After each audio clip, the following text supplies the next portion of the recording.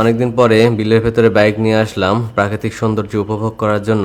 দেখতে পাচ্ছেন দুই দিকে ধান ক্ষেত, অসংখ্য ধান গাছ। এখানে এই রাস্তাটা হচ্ছে বিলের মধ্য দিয়ে চলে গেছে। আপনারা অনেকে চিনেন, যারা চিনেন না তাদেরকে বলে রাখি, এই বিল যে দেখতে পাচ্ছেন আমার দুই পাশে বিশাল আকৃতির বিল, এই বিলটা পুরোটাই হচ্ছে ধানের জমি। তো এখানে বর্ষাকালে পানি ওঠে, তো পানিতে এই বিল সহ এই রাস্তা ডুবে যায়। তো যখন ডুবে যায় তখন এখানে নৌকা ছাড়া কোনো কিছু দিয়ে চলাচল করা যায় না।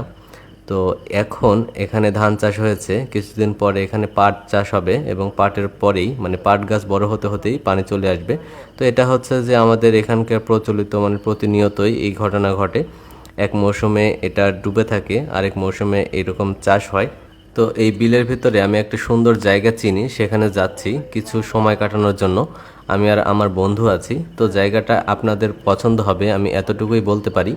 তো আমি ছুটে যাচ্ছি, একদম আঁকাবাঁকা রাস্তা। এটা হচ্ছে যে আমাদের ঢালাই করা রাস্তা, যেহেতু পানি ওঠে, পানিতে ডুবে যায়, পানির ঢেউ লাগে, তার কারণে এই রাস্তাটা পুরোটাই ঢালাই করা হয়েছে, আরসিসি ঢালাই। তো দুই দিকে আবার ইটের গাঁথুনি দিয়ে শক্তপোক্তভাবে রাস্তাটা মাঝখানে বাঁধ দেওয়া হয়েছে। এরপরও কিছু কিছু জায়গায় প্রায় ভেঙে যায়। তো সামনে দেখতে পাচ্ছেন গ্রামগুলা, এই গ্রামগুলা হচ্ছে বন্যার পানি যখন এগুলোতে আসে তখন এই গ্রামগুলো ভেসে থাকে, মানে মনে হয় যেন ভেসে থাকে, কিন্তু গ্রামের চারিদিকে পানি জমে থাকে।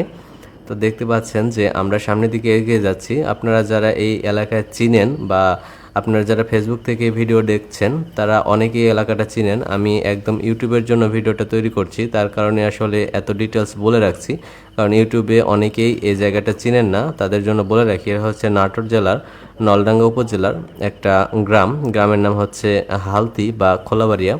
ইউটিউব থেকে যারা দেখছেন তাদের জন্য আমি ঠিকানাটা বলে দিলাম। এটা হচ্ছে অনেক সুন্দর একটা গ্রাম, আপনারা চাইলে এখানে ঘুরে আসতে পারেন। পাটুল মিনি কক্সবাজার লিখে সার্চ দিলে আপনারা ভিডিওগুলো দেখতে পাবেন।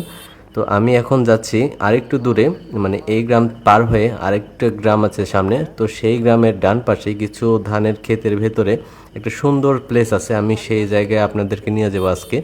কিছুক্ষণ বসে থাকবো, আমি প্রায় এখানে বসে থাকি, যদিও এখানে বসে থাকার মতো তেমন কোনো কিছুই নেই, মানে এন্টারটেনমূলক তেমন কিছু নেই, কিন্তু একটা আছে নিস্তব্ধতা, একটা ধান ক্ষেতের যে সবুজ একটা আস্তরণ, আর হচ্ছে সুন্দর একটা বিশুদ্ধ হাওয়া। তো সেই বিষয়গুলো আমাকে টানে। তো সেগুলো বিষয় আমার কাছে খুবই ভালো লাগে। এখানে একটা খেলার মাঠে বাচ্চারা খেলা করছে, দেখতে পাচ্ছেন। আরেকটা কথা বলে রাখি, এই রাস্তার চারিদিকে যখন পানি ওঠে তখন দুই দিকে তো পানিতে ডুবে যায়, এখানে প্রচুর পরিমাণে মাছ পাওয়া যায়। সে মাছগুলো ধরার ভিডিও আমি একসময় আপনাদেরকে দেখাবো। তো এগিয়ে যাচ্ছি, দেখতে পাচ্ছেন যে বকগুলো কিভাবে উড়ে যাচ্ছে, আর দুই পাশে সবুজ ধান ক্ষেত, দেখতে খুবই ভালো লাগছে। তো সামনের দিকে যাচ্ছে, এখানে একটু রাস্তাটা মানে ক্ষতিগ্রস্ত হয়েছে, যেহেতু এখানে ঢেউ বেশি হয়। এটা হচ্ছে একটা মাছ বরাবর জায়গা, এখানে প্রচুর পানি থাকে। তো ঢেউয়ে ঢেউয়ে রাস্তাগুলো ক্ষতি হয়ে গেছে। এক পাশে একটু কাজ করা হয়েছে, আরেক পাশে এখনও কাজ করা হয়নি। আশা করি এইবার বন্যার পানি আসার আগে এখানে কাজ কমপ্লিট হয়ে যাবে। তো জায়গা জায়গা আবার কিছু পুকুর আছে, মানে যারা জমির মালিক তারা হচ্ছে পুকুর খনন করেছে। বিলের ভেতরে যখন মাছগুলো আসে তখন আবার যখন পানিগুলো নেমে যায় তখন এই মাছগুলো পুকুরে থাকে। তো পুকুর সেচের পরে আবার সেই মাছগুলো এখানেই পাওয়া যায়। তো অনেক মাছ পাওয়া যায়, এগুলো সবই স্বাদু পানির মাছ, এগুলো কখনো চাষের মাছ না। মানে এই যে ধানের জমির ভেতরেই মাছগুলো ডিম পারে এবং এই ডিম কিছু অংশ এই মাটির সাথে থেকে যায়, যখন নতুন পানি আসে তখন আবার ডিম ফুটে বাচ্চা বের হয়। আর 3-4 মাস স্থায়ী থাকে এই পানি, তখন এই 3-4 মাসের ভিতর মাছগুলো আবার বড় হয়ে যায়। তো এই হচ্ছে আমাদের একটা ধারাবাহিকতা, এভাবেই বছরের পর বছর চলে আসছে এবং এইভাবেই এই এলাকার মানুষজনের জীবিকা নির্বাহ হয়। কিছু সময় কৃষিকাজ করে এবং কিছু সময় মাছ ধরে বা মৎস্যজীবী হিসেবে। তো আমরা আরেকটু সামনে যাব, সামনে দূরে দেখা যাচ্ছে একটা গ্রামের মতো, সেই গ্রামে আমরা যাব। তো এই গ্রামটার নাম একডালা এবং দিঘির পাড়, মানে দুইটা গ্রাম পাশাপাশি আছে। তো দিঘির পাড় গ্রামটার নামকরণ আমি জানি, একডালা গ্রামের নামকরণ কেন একডালা হয়েছে এটা আমি জানি না। দিঘির পাড়টার নামকরণ এজন্যই হয়েছে কারণ এই গ্রামটা একটা মাঝখানে একটা দিঘি আছে, চারিদিকে ছোট ছোট ঘর বাড়ি এবং মাঝখানে একটা দিঘিকে কেন্দ্র করে এই গ্রামটা গড়ে উঠেছে এবং সেই দিঘির ভেতরে সবসময় পানি থাকে। বৈশাখ জ্যৈষ্ঠ আষাঢ় যে মাসই হোক না কেন সেখানে পানি থাকে।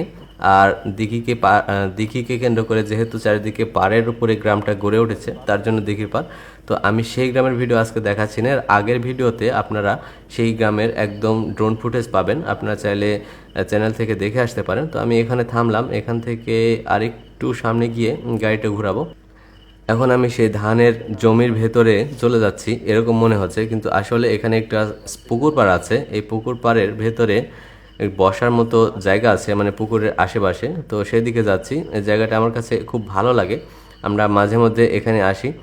আর সামনে দেখতে পাচ্ছেন দুইটা বড় বড় নৌকা দেখা যাচ্ছে। আসলে এই পুরো বিলেই একসময় নৌকার বিচরণ হবে কিছুদিন পরেই, মানে যখন পানি আসবে তখন এই নৌকাগুলো চলবে। বাম পাশে একটা পুকুরের মতো দেখা যাচ্ছে, তো এই পুকুরে অনেক মাছ ছাড়া আছে, এটা চাষের মাছ।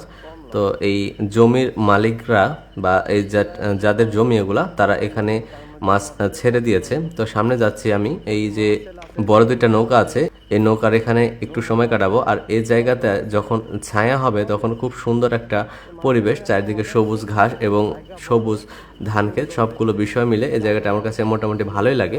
আর কোলাহল থেকে একটু দূরে এসে এরকম প্রাকৃতিক পরিবেশে কিছুক্ষণ বসে থাকতে পারলে কার না ভালো লাগে। তো এই জায়গাটাই দেখানোর জন্য আজকে ভিডিওটা করা হয়েছিল।